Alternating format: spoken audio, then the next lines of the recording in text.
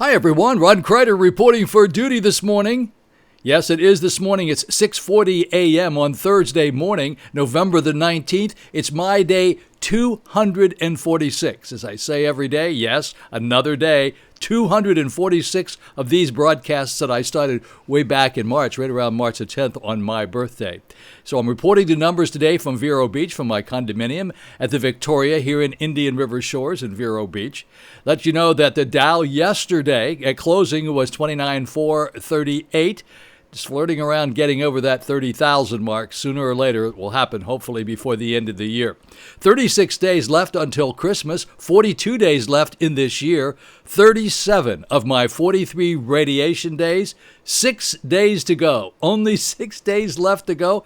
And I got to go Thanksgiving, and then a day or two after Thanksgiving and it'll be all over. All is going very well, and thank you all very much for inquiring about what my condition is. I'm in great shape for the shape I'm in, so they tell me. Keep reminding that I do not put any commercials in this video. The commercials that you see up here, those commercials, you can hit the skip button if you don't want to see the commercial because they're put there by YouTube. And reminding you again always about the school zone over in Beachland Boulevard and all the school zones here in Indian River County and wherever you hear my voice. Be careful, beware of the children that are out there. It's 20 miles an hour and they absolutely mean it. I say every day I go to the hospital, every day I see people being pulled over. I'm reminding you this frequently so you will slow down and you won't get stopped. And I also remind you, please, please, please get the flu shot. You don't want a combination of the flu and COVID-19 at the same time. Alrighty, folks, let's take a look at Florida's COVID-19 numbers continue to climb. They climbed on Wednesday with 7,925 new confirmed COVID-19 cases. The number of new cases follows a month-long trend of increases across our state. The numbers indicate the possible approach of another pandemic wave. Well, you could have fooled me. I thought we were already in that pandemic wave. The state on Wednesday confirmed 87 new deaths associated with COVID-19. The official death toll for the virus in the state of Florida stands at 17,949. It's the second highest number of cases this month, following 10,105 infections tallied on Sunday. The third highest number of cases this month was recorded on Tuesday. South Florida is experiencing a serious outbreak with 2,962 new cases, and COVID-19 positivity rate in the region is also more troubling day by day, with Palm Beach County registering a case positivity rate of almost 10%. Okay, so now a group of mayors, including several from South Florida, called on Governor DeSantis to be more aggressive in fighting the COVID pandemic in the state, including imposing a statewide mask mandate. And I actually personally do not think that that's a really bad idea. Lots of you are going to complain and say, what are you talking about? It's ridiculous. Shouldn't have to wear a mask. I don't want to wear a mask. It's not constitutional that I have to wear a mask. Well, if you want to infect other people and you may possibly die yourself, it's always a possibility, then do what you want to do. But you shouldn't be out affecting other people. It's unmistakably clear that Florida's approach to managing the pandemic is failing pretty horribly, said Miami Beach Mayor Gelber. And that is one thing that I always say every day. Only you can stop this pandemic. It has nothing to do with the governor. It has everything to do with understanding what the rules are. We've been living with this thing for over 9 months now. We all know one thing. The masks definitely do work. Oh, they said in the beginning they weren't going to work, and then they said they only protected everybody else, but they didn't affect you. Well, let me tell you, now it's very, very clear, and all the science says that the masks are the single most important thing you can do, along with the distance spacing and less socializing. Those are the three main things that you can do to slow this pandemic down. There's nothing else you can do. The United States reached 250,000 COVID deaths on Wednesday. America has recorded the most COVID-19 fatalities in the world, accounting for nearly 1/5 of the global COVID-19 death toll, according to Johns Hopkins University. With cases climbing during a second wave, experts have warned that the country is on a course to lose more than 511,000 lives from the virus by the end of February. That was reported by The Guardian. This suggests that the death toll could double in the next 4 months. And once again, I'm going to say it all over again. Only you can stop this pandemic. Yes, only you.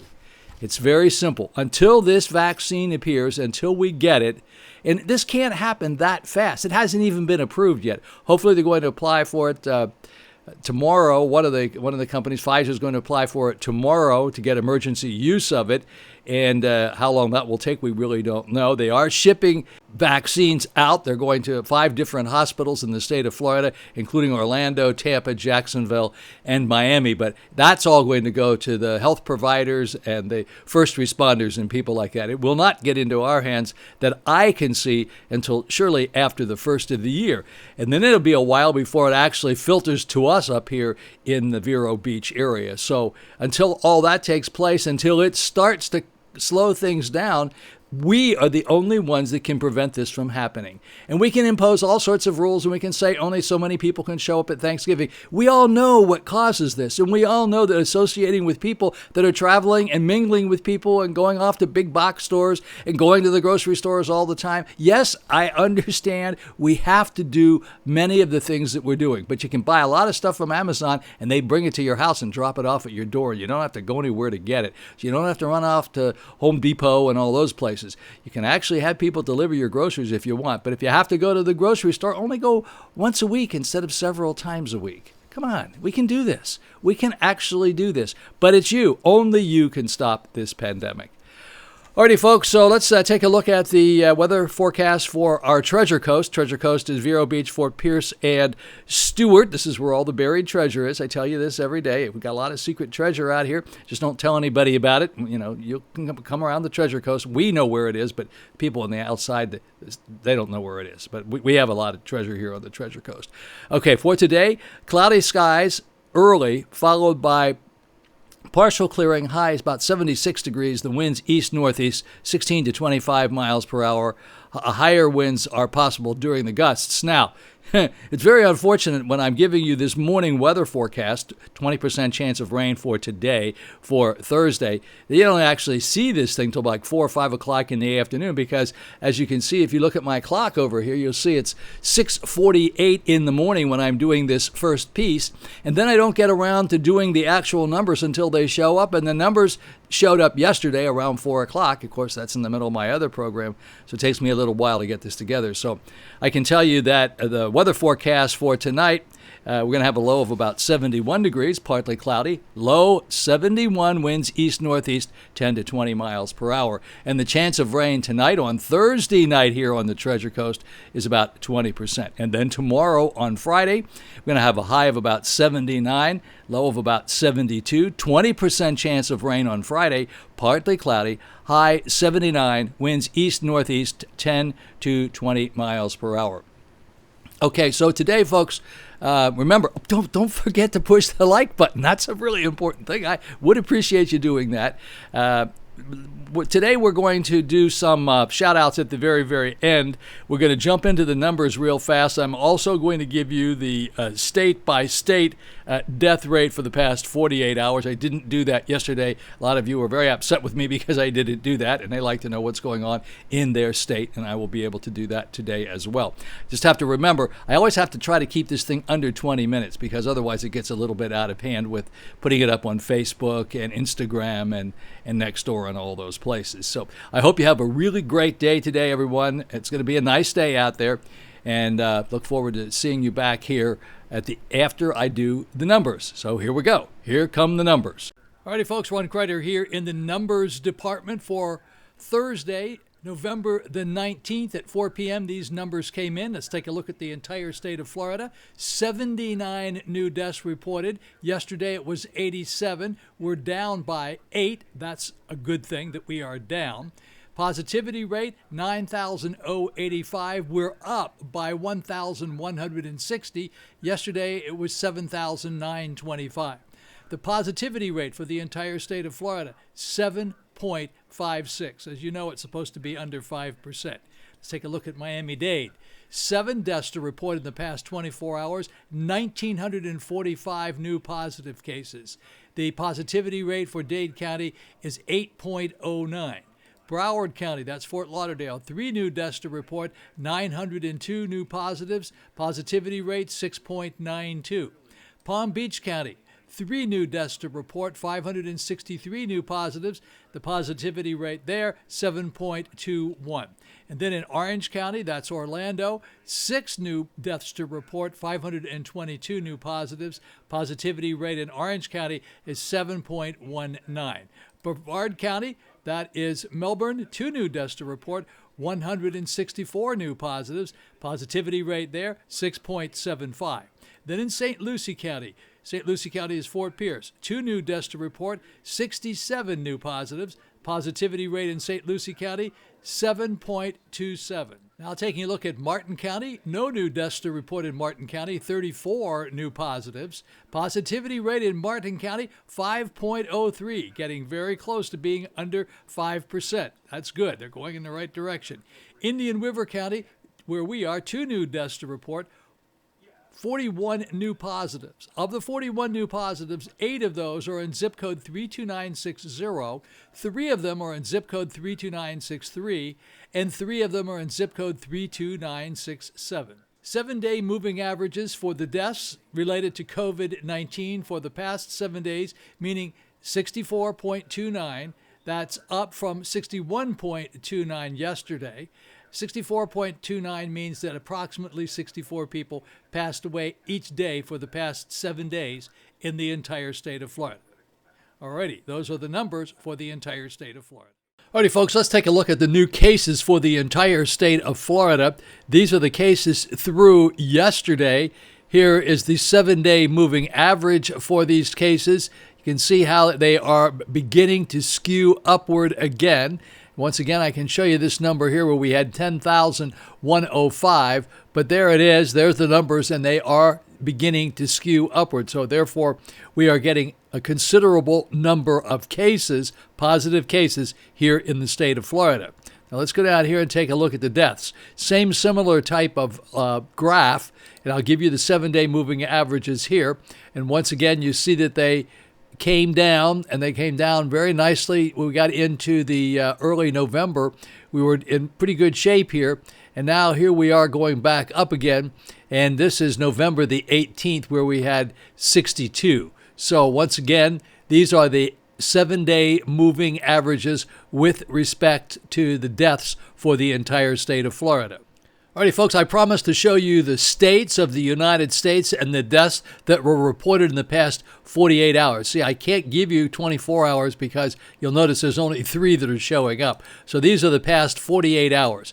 Texas was in first place, or we refer to as worst place. Texas had 205 deaths in the past 48 hours. Now, Texas has a population of almost 29 million people. Illinois was in second place with 151. California in third place with 112.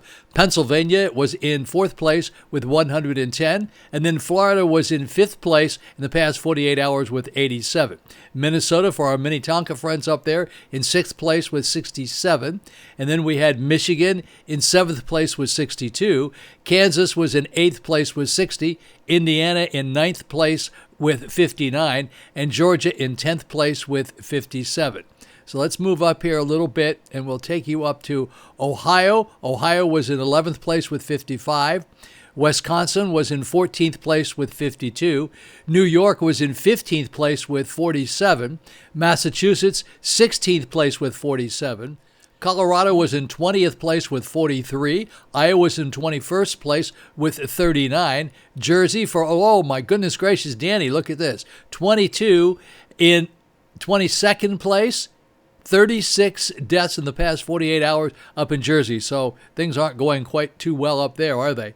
Let's go down a little bit further and take a look at Maryland in 33rd place with 16. Kentucky in 35th place with 15. Connecticut in 38th place with 13. Utah in 40th place with 8. Rhode Island in 42nd place with 5. Maine was in 43rd place with 4. New Hampshire was in 45th place with 3. And Wyoming had nothing to report. So those are the numbers for the entire United States, let me give you the number for all of the United States, was 1,964 for the entire United States for the past 48 hours. Alrighty, now we'll take a look at what I refer to as the global view. These are the very large numbers. USA cases, 11,531,743. USA deaths, 250,579. 250,579. Global cases, 56,407,020. And global deaths, 1,352,338. These numbers were accurate to within 6 minutes ago, and the time that I did this was it was 9:27 in the morning on Thursday morning, November the 19th. Okay, for the rest of this week and into the weekend, we're going to be remembering Johnny Jetson Toffner, Jetson Appliance Store here in Vero Beach. As I have said every day since we first started talking about this, Johnny passed away on Sunday about 3 o'clock in the afternoon at his home with his family. He has not been in good health recently, although that didn't stop him from going to the Bahamas this past summer and doing a lot of fishing. A couple of things that you need to know about the Jetson Appliance business here in town. He started it on my birthday. Probably he didn't know that, but it was March the 10th, 1974 in Fort Pierce. And it grew to be the 32nd, and I hope I have this right, largest appliance store in the United States. Definitely the largest appliance stores in the state, on the Treasure Coast, but it's the 32nd, it's somewhere 31, 32 largest appliance stores in the United States. That's amazing. And that was because he was a very smart guy and he knew how to put the business together. He worked very hard at it. And I'm going to tell you how it got its name. It got its name from when he was starting the business with his brother. He asked his dad what he should call the business, and his dad said, call it Jetson Appliance Store. He didn't mean Jetson, because Jetsons were really big in 1974. He meant call it Jet Appliance. But when he said it, he said, call it Jetson. And Johnny said, Jetson Appliance, great idea. That's what I'm going to call it. And Johnny has been known pretty much most of his years from 1974 on as Johnny Jetson, even though his last name is Toffner. We go way back. I don't actually remember him at military school at the Florida Military Academy, but his grandfather and grandmother were at the military academy in Fort Lauderdale, Florida Military Academy. His grandfather was the CPA and accountant. He was known as Colonel T, and his grandmother was in charge of all of the uniforms and so forth. And each day I'm going to tell you a little bit more about him. Another interesting fact about Johnny Jetson is he loved to fish. He had a fabulous boat called the Huzzy, Huzzy, and he loved to fish, caught lots of fish. But he didn't eat fish. He didn't like fish. He liked garlic bologna. Okay, that's my story on Johnny Jetson today. Let me also tell you a couple of other things. Let's do some quick shout-outs today. Shout-outs today for Marie Arnold, of course, Diana Stark, Lizzie, Cheryl Deacon, Al and Mary June, Gina Raymond, Joan, Ellen, Elizabeth Hutchison, George, Vanessa in Miami, Tony in Miami, and Kevin out in Houston, Texas.